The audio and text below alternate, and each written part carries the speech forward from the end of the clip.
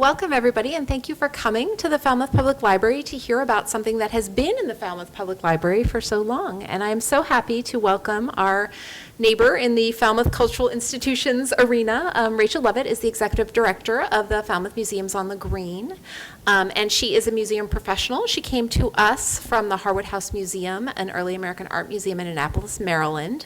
She was there through 2022, and then came to Museum on the Green at that point last summer. We gave her a tour when she first came to the library, and she saw the bust and she said, "Is that Hiram Powers?" And we said, "Yes, we think it is, but we don't really know much about it." And she said, "Oh my goodness." and here we are having a lecture from her about it. So this is a little bit of a passion project, which makes it extra exciting for us, and hopefully for Rachel. So welcome, Rachel, to talk to us about Hiram Powers. And we'll get the mics sorted out.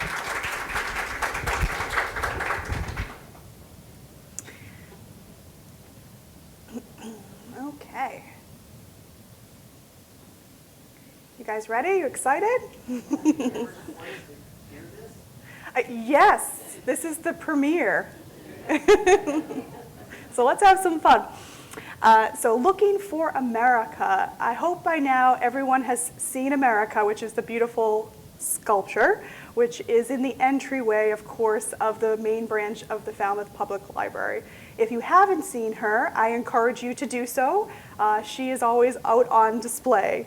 And so today we're going to be discussing how she came to the Falmouth Public Library. And as Phoebe mentioned, initially when I came on last summer, I got this beautiful tour from Phoebe and her colleagues, and I was immediately struck, not literally, but by the statue. And I knew it was a Hiram Powers. I have a background in American decorative arts, and I love his works. He's my favorite sculptor. So I was very excited that the fact that the Falmouth Public Library has a work by Powers.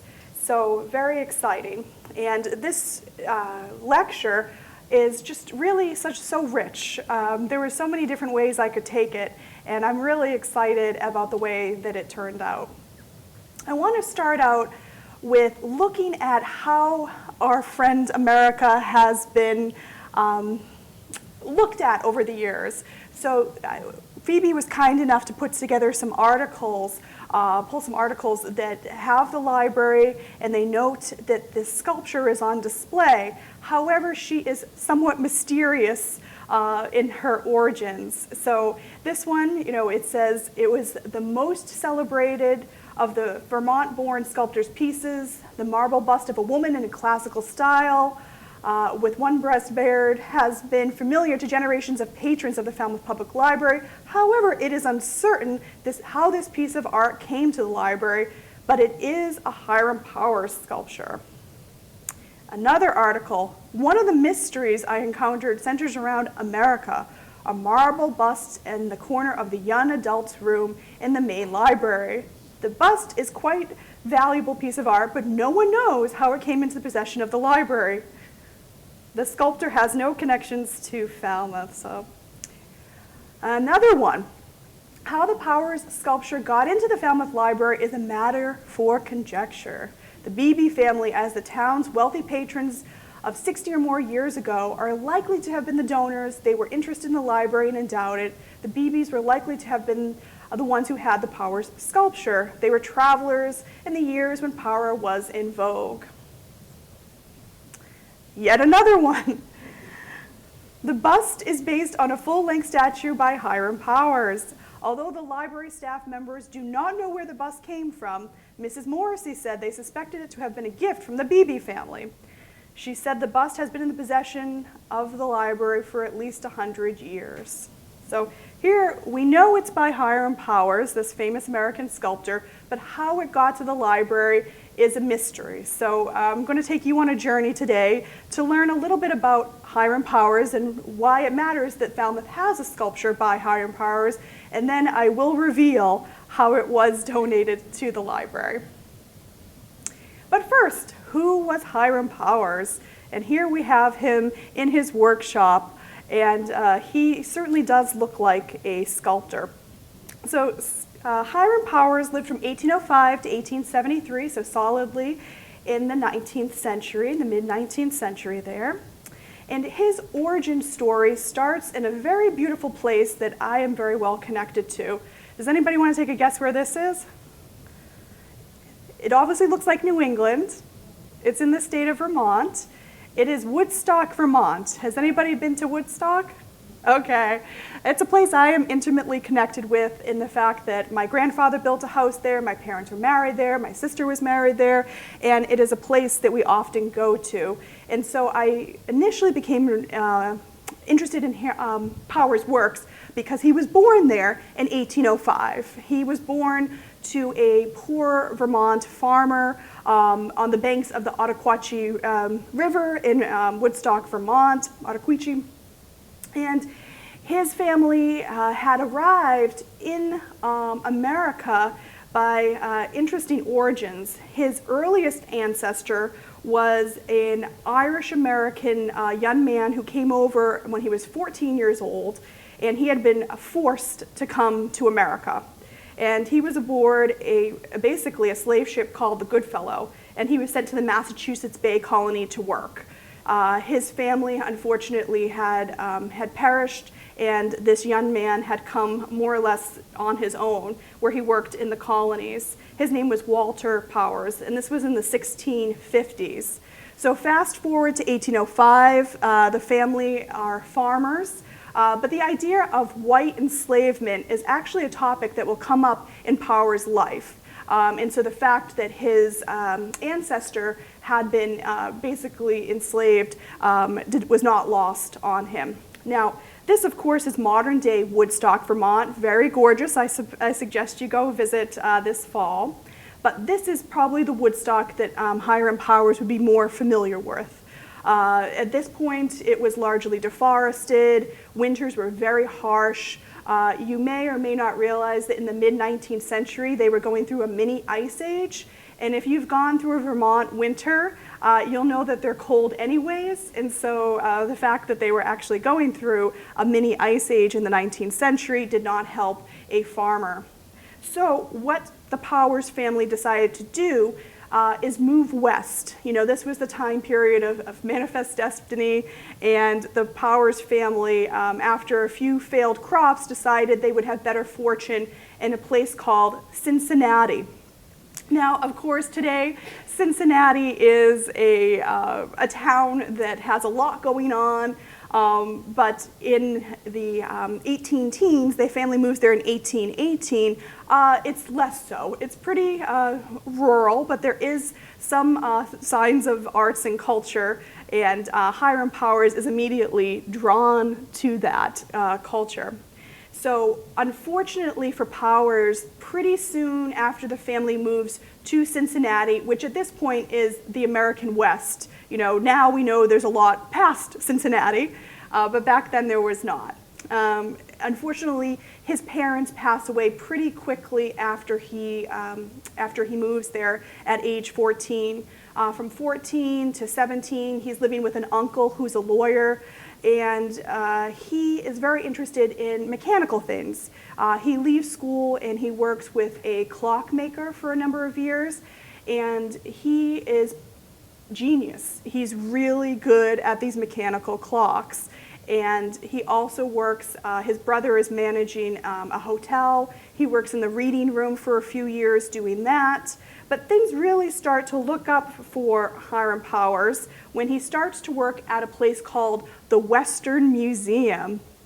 And the Western Museum was a fascinating place. Now, imagine it's the 1820s in Cincinnati, Ohio.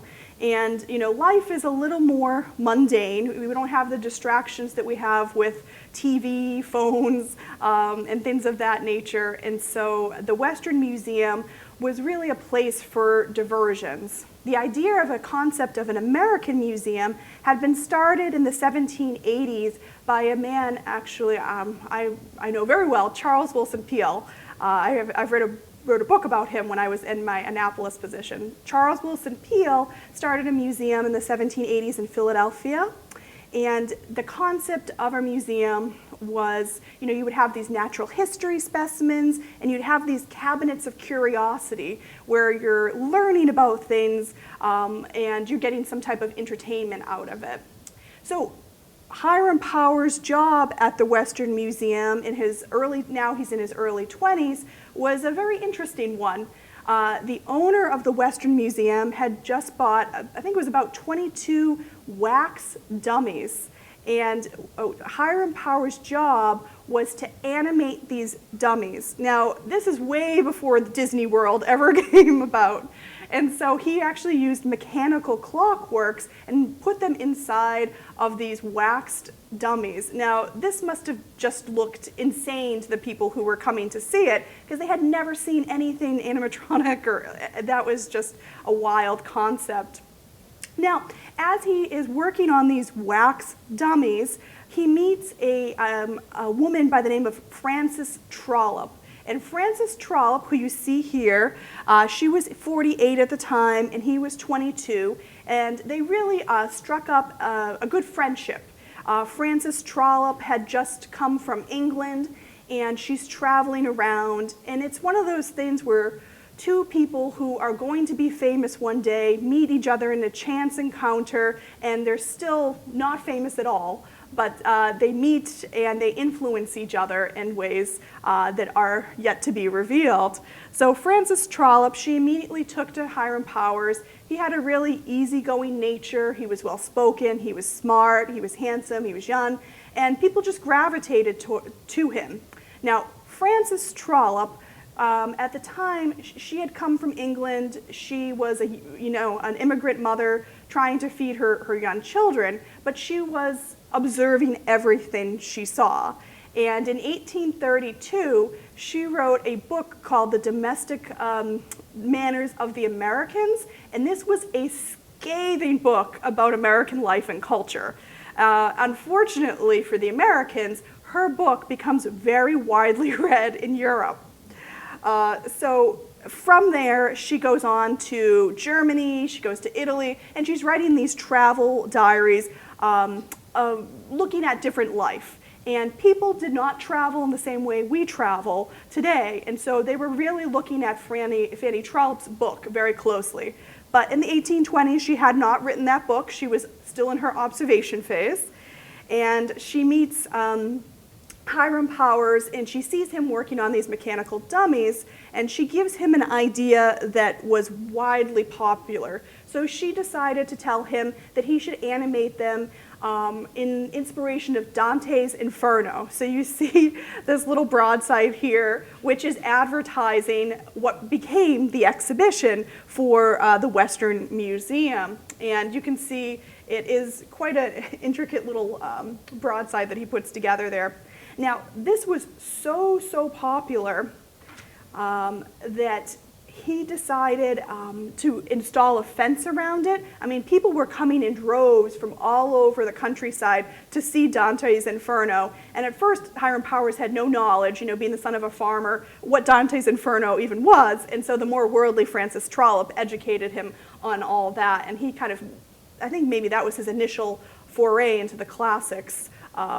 That only grew. But he decided to install this fence to protect the 22 wax dummies, and just for theatrical effects, it actually electrocuted people if they got too close to the wax dummies. And people loved it. It was a widely celebrated exhibition there. Now, Hiram Powers, he wasn't going to be satisfied just making these wax dummies and animating them. He was much more of a scholar and refined and an artist, really. So he decided to go to a gentleman by the name of Frederick Eckstein, who had been born in Germany, and he was a sculptor. Now, the concept of an American sculptor was still in its infancy. People really had not seen sculpture. It was something that was new, completely new medium to them. Maybe they had seen it in books, but not necessarily in real life. When Hiram Powers goes to visit the studio, of Frederick Eckstein. He sees him working on this little bust here, a portrait bust of the Marquis de Lafayette. And the Marquis de Lafayette was someone who was highly revered in the American ethos.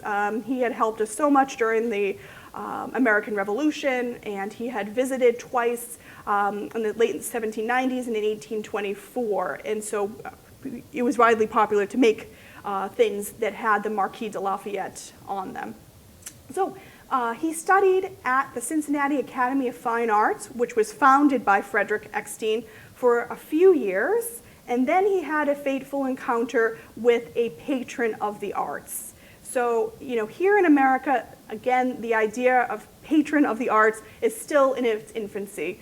One beautiful thing about American art in the early 19th century was there really was no concept of American art. And so you could be anything that you wanted to be, and you weren't necessarily tied to these national academies that they had in Europe. And so your style was purely your own versus what they had these kind of narrow confines that people were doing in Europe.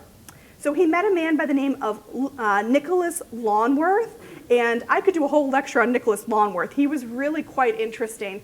Apparently he was a wine merchant, and in this time period, the area had a thriving vineyard, all devoted to the Catawba grape. And here we have a picture of the vineyard, and now it's a public park in Cincinnati. But at the time, that's how he was making his money. So much money that he was able to build this big, beautiful house, which is now the Taft Museum of Art in Cincinnati. And Hiram Powers was not only the only artist that Longworth patronized and supported. He also supported Robert S. Duncanson, who was an African-American artist in a time when there were not too many African-American artists in the 1850s living and working in America. Duncanson was really talented, and Longworth paid him commission to paint these beautiful murals inside his house. So if you go to the Taft Museum of Art today, you can still see these murals painted by Duncanson. So Longworth paid for Hiram Powers to go to Washington, D.C. And in Washington, D.C., Hiram Powers was one of the only American sculptors, native-born, working in that particular city. So one of the portrait busts that he does is of Andrew Jackson, who is president at the time. And in Europe, they're going for these idealized versions, these very classical sculptures that are meant to look like Greek and Roman copies in a way. Whereas Hiram Powers, at least in his early phase, is doing sculpture much more realistically. And here you can see Andrew Jackson, and he does not have teeth anymore. Dentistry was not widely accepted, or at least the way we know it, in the 19th century. And I love what Andrew Jackson says: "Make me as I am, Mr. Powers. I have no desire to look as young as long as I feel old." So, and that one is quite realistic. And if you're doing a portrait bust for the President of the United States, I'd say you'd more or less made it. And at that time, he was in his late 20s, so that's pretty good. In 1837, he now has a wife, Elizabeth Gibson, who is also of Irish-American origins, and 4 young children. And he decides, all the good sculptors spend some time in Europe. And he goes to Florence, Italy, and settles there. And he actually stays in Florence, Italy, for the rest of his life. He never comes back to America.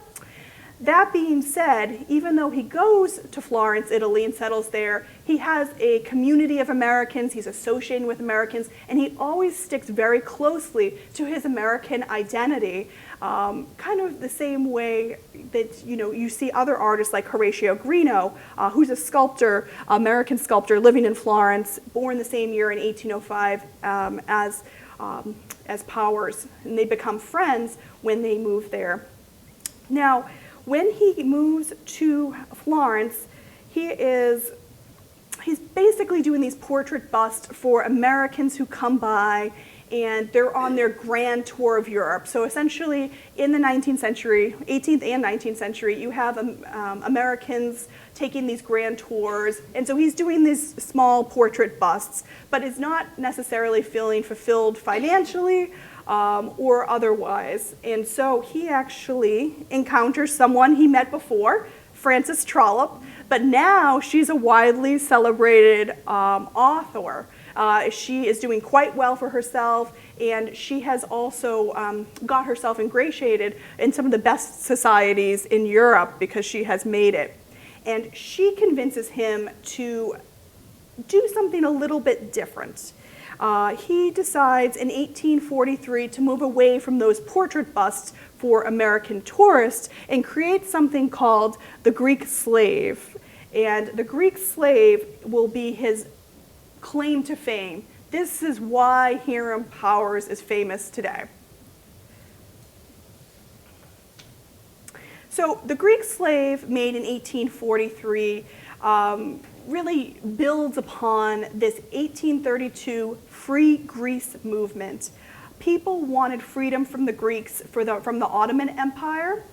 And here you have this us versus them mentality. So because the Greeks are controlled by the Ottomans, the Turks, people are really upset in the West because they identify the Greeks as part of us. They had built their government based on ancient Greek ideals, and the fact that these Greek people were controlled by the Turks was very upsetting for the Western America and Western Europe. And so what they are doing here with the Greek slave, basically he has a woman who is captured. She's quite clearly a white woman. She is nude, and that is very interesting because no American sculptures necessarily had been nude before this. But she's not nude just based on something lewd. She's actually she's trying to hide herself. She's trying to be shy, but it's her captors, her Turk captors, who have taken away her clothing, taken away her family, and who have chained her up. And that changes everything in the ideas of the Americans because she is trying to fight against this. And so it was actually used as an abolitionist tool. So the Greek slave went to Europe, like it went on a little tour around England in 1845, but by 1847 it had reached America. And that is sort of one of the years that's the height of abolitionist movement in America. And so what the Americans were doing was changing the mindset of people, again, using that. They're basically using classics to express contemporary ideals. And where they have a white woman chained up, they're a little more sympathetic than necessarily some other things. Now, there were a lot of abolitionists living and working in Florence at this time, and that was a good environment for a young sculptor by the name of Eugene Werberg. And this is a sculpture that he created in 1856 of Uncle Tiff, and that is a character from Harriet Beecher Stowe's book. Now, Eugene Werberg was actually born enslaved in New Orleans, which is very interesting. Because he ends up living and working in Florence, Italy. His enslaver had been his white father, and he was able to get his freedom. His father gave him the freedom, and along with some of his siblings, and he ended up in Florence. And so you could see it is a hotbed for abolitionists and free African-American sculptors and artists working. When the Greek slave hit the American market, there's this wonderful quote, and here you can see she is out on display. People sit before it as it's wrapped and almost silent as devotees at a religious ceremony. Whatever may be the critical judgment of individuals as to the merits of the work, there is no mistake about the feeling which it awakens. So when it was displayed in America, this is a fictionalized scene. It was actually sort of behind curtains, and only one gender could visit at a time. So they had a woman's viewing and a male viewing, just because it was so evocative. There had not been any nude sculptures in America. Anytime somebody would see a nude person, it would be usually during intimacy. So this was something that was completely new for the Americans. But because of the story of the Greek slave, where she's this modest, Greek woman who is in this terrible situation, it endeared the Americans to the idea of accepting eventually nude sculpture in their culture. Now, the Greek slave was the one that was his claim to fame, but he did move away from doing just the portrait bust to do examples from the classics as well. And so here we have Proserpine, and this is a sculpture where she is depicting this young goddess who is basically taken by the god of the underworld, and her mother is so sad. Her mother is the god of Demeter, which is the goddess of agriculture, and when she's underneath the ground there, her captor says that he would let her go back as long as she comes back for 3 months every year. And so the Greeks then and the Romans believed that that's why we have our seasons. And so in the winter, her mother is very sad because she's with her captor there, I guess, who she did end up falling in love with. So these are examples of classical sculpture that Hiram Powers was making in Florence and sending it back for the American market. So this piece is owned by the Philadelphia Museum of Art. Hiram Powers' sculptures are in so many American museums in big cities. So we have, the Smithsonian owns a lot, Harvard Art Museum, you name it, all the big museums, Hiram Powers sculptures are usually in. But let's talk a little bit about America, who we will all have come to see here today. So America is, of course, the sculpture that we see upstairs at the Falmouth Public Library.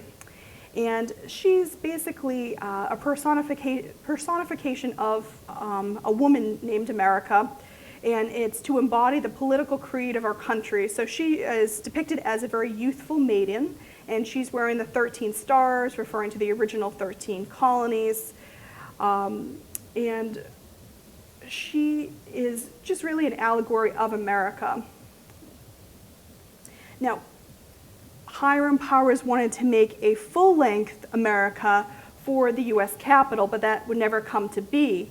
Even though he didn't make a full-length America, he did make 28 copies of America. So there are museums, big museums around the country that do have copies of America, in addition to the Falmouth Public Library.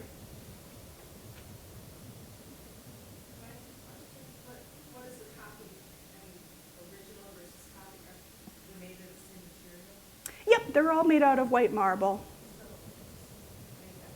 He made extras. Yeah, I mean, he is an artist, but he's also trying to support his family. And so if something's working, right, people are buying it, he'll make more of them.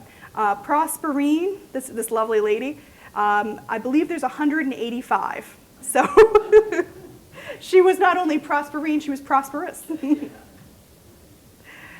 So let's see here. Beyond his Greek slave, which was widely popular, there was actually an exhibition at the Smithsonian Museum of Art in 2017, and this was an in-depth exhibition about the Greek slave and all the copies that he made, of which the Smithsonian owns a number of them, and they did some digital rendering. They really went in depth with it. He moved on eventually from the Greek slave, and he did some very famous Americans as well. So you see here Benjamin Franklin, George Washington, all in the classical garb there. He was not only a designer of a portrait bust, he also was an inventor. He patented new tools for sculptors to use, and he also came up with a way where you don't have to model in plaster first. You can go directly onto marble, which was something that was pretty revolutionary at the time. But back to the story of America, again, who's just an idealized version embodying the American spirit. Let's get back to why and how she came to the Falmouth Public Library. So, you have those stories of, we don't know how she got here, right? Just that she's here now. Phoebe was kind enough to look a little bit more in depth, and she found some records. She went back to some records, and she came across this notation. The library received from N.H. Emmons, Esquire, the gift of 26 volumes of Cornhill magazine, which, who cares about that necessarily? Maybe they're still here. And a marble bust of America by Powers. They don't even include his first name because he's pretty famous by this period, just by Powers, from the estate of George W. Wales of Boston. So that was accepted into the collection April 20th, 1903. Okay, well, great. So who is N.H. Emmons and who is this George Wales? And so Phoebe shot this over to me, and she said, who are these people? And I said, oh, I already know. I had done some research into who had lived at the Conant House. So this is where the Falmouth Historical Society has our offices, and my office is on the second floor there. And N.H. Emmons had actually lived at the Conant House. N.H. Emmons was a summer resident. He had lived there from about 1870, 71, up until the mid-1880s when he built a much bigger, better house on Mill Road. But while he was at Conant House, this would have been his winter house. So you can see there's a pretty stark comparison. Even though Conant House has gone through a beautiful restoration in 2016, his Commonwealth Ave house is much, much more grand. And it was designed by a professional architect. So here he is in the 1870s and 80s. This is, again, this house was made right around the same time period. N.H. Emmons, he comes from a long line of New Englanders. It's thought that his ancestor might have even been a fairly well-known portrait painter in Boston I believe in the 18th century. And he's an East India shipping merchant. So they were not poor by any stretch of the imagination.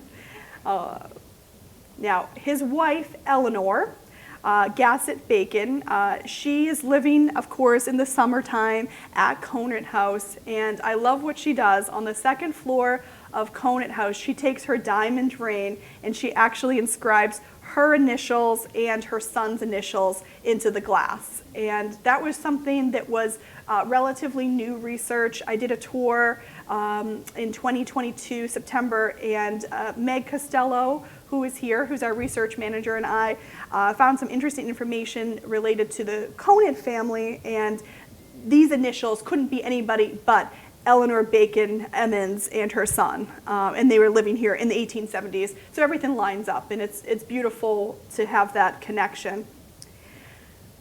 Eleanor was not alone in women in the 19th century to do this. A more famous example is located at the Old Manse, which is in Concord, Massachusetts. And Nathaniel Hawthorne and his wife Sophia take a 3-year honeymoon to the Old Manse, which is the ancestral family home of the Emerson family, including Ralph Waldo Emerson, and he writes nature in this house. Anyways, when they're here for their 3-year honeymoon, Sophia actually takes her diamond ring and does some vandalism to her rented house, and she has these cute little sayings, and now the Old Manse is a historic house museum owned by the trustees of the reservation, and they of course have left these intact. And so we're very happy at the Conant House that we also have this connection to this 19th century tradition.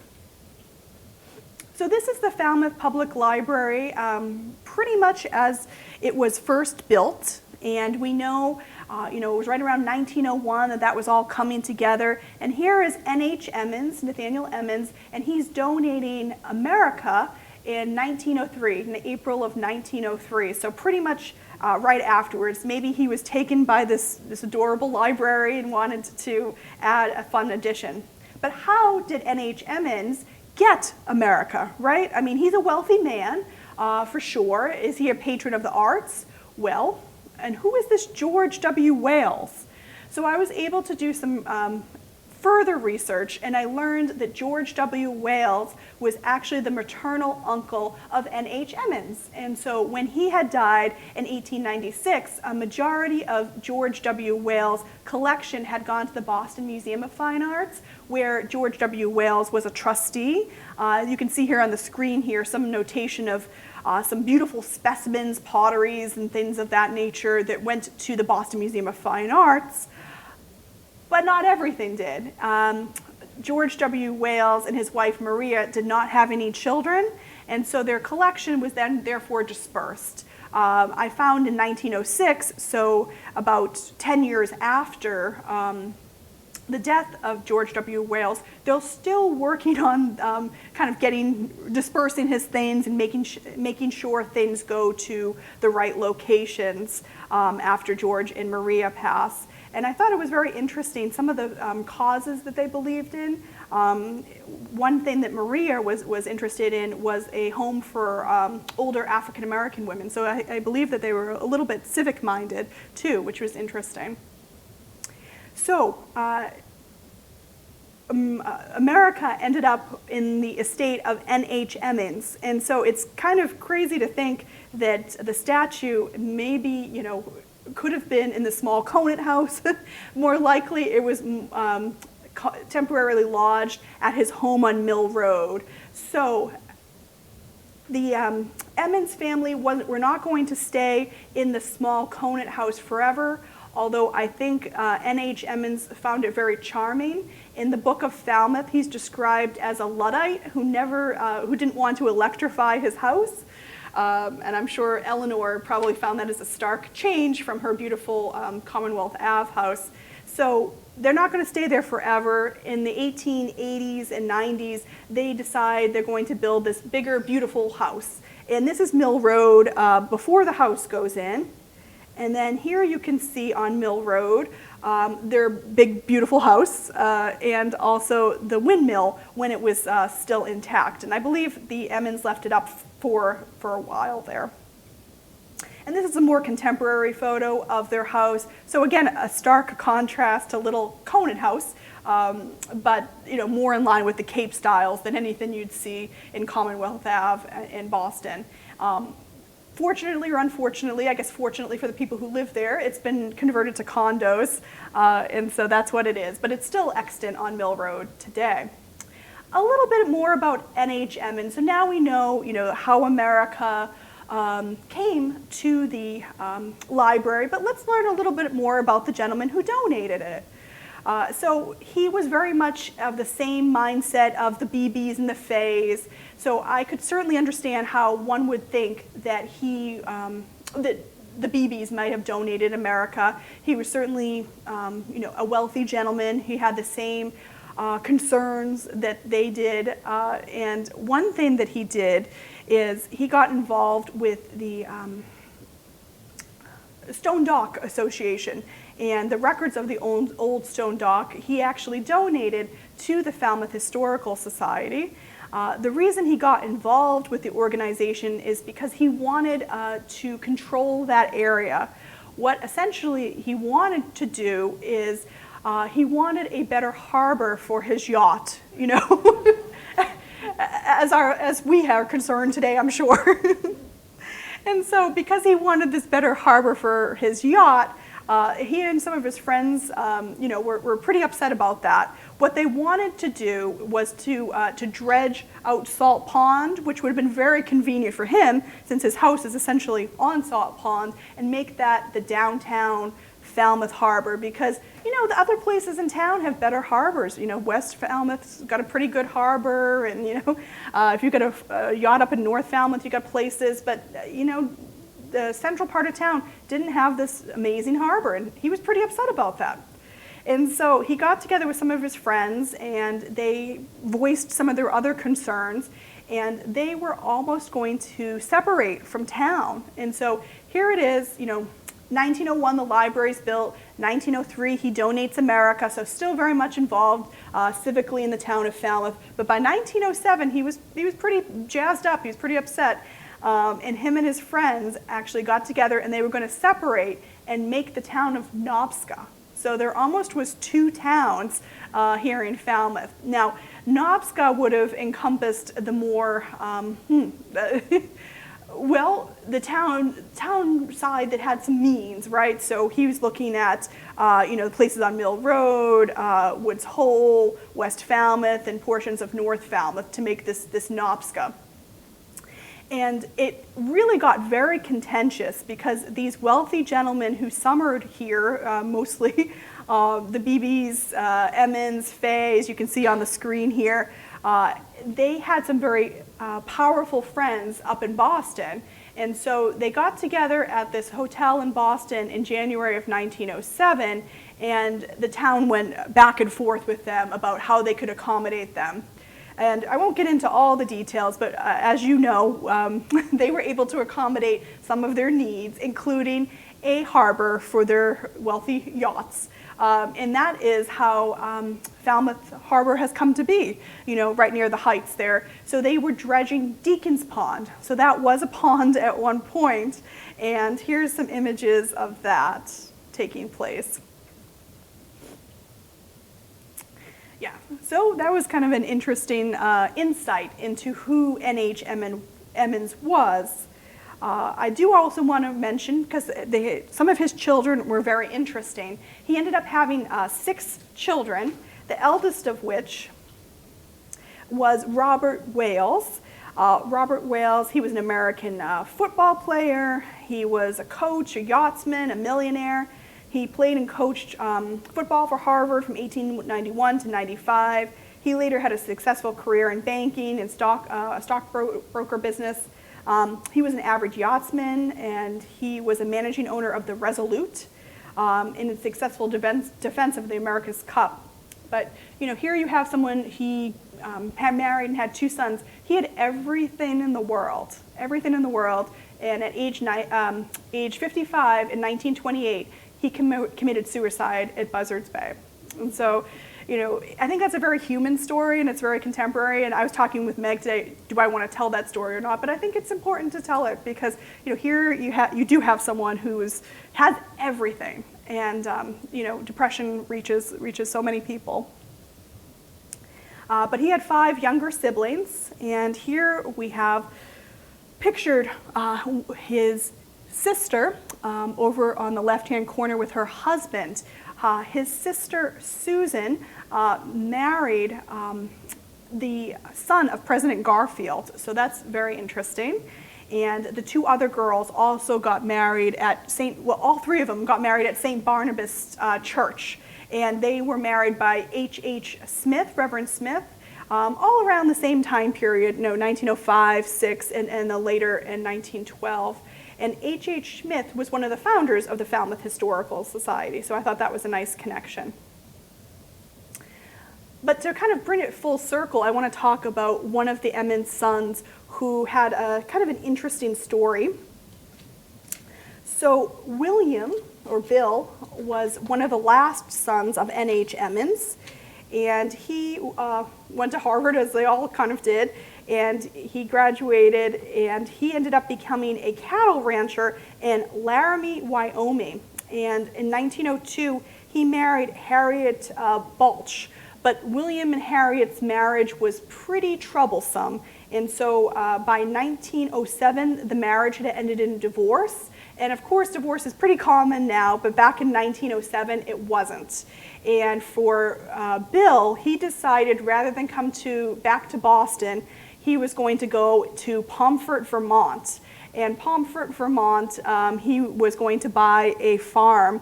And Pomfret, Vermont is very interesting because it borders Woodstock, Vermont. So here you have Hiram Powers, born in 1805 in Woodstock, Vermont.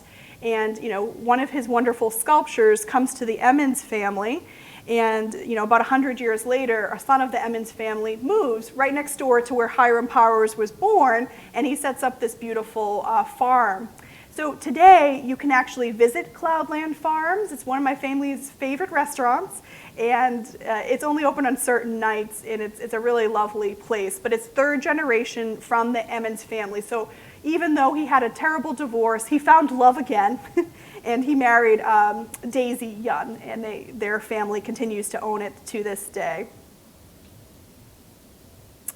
So we began, talking about a small New England village, and I think it's appropriate that we end talking about that too.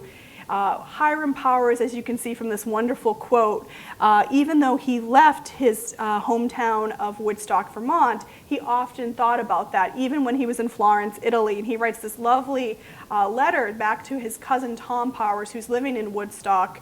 And he's in Florence, but he says, "Dreams often take me back to Woodstock and set me upon the green hills, the rocks, or up to our knees in the Queechy, well-remembered places." And I think this is a nice comparison to Falmouth. The dear old church bell is ringing in the distance, and the smell of orchards greet me. The singing birds have come, and all is gladness about me. Or perhaps I am set down at our old fireside, warm and comfortable, with the fierce nor'easters whistling through the keyhole and soaring over the housetop. The cider is simmering by the fire, the butternuts have been brought down, and the apples have been brought up. So a very appropriate quote for fall. And I think that Hiram Powers would be really happy that this beautiful sculpture that he did has come back to a small New England village like he had grown up in. A lot of Hiram Powers sculptures have ended up in big city museums, but the fact that we have one here in Falmouth is really quite a lovely thing that we should all appreciate. Thank you very much.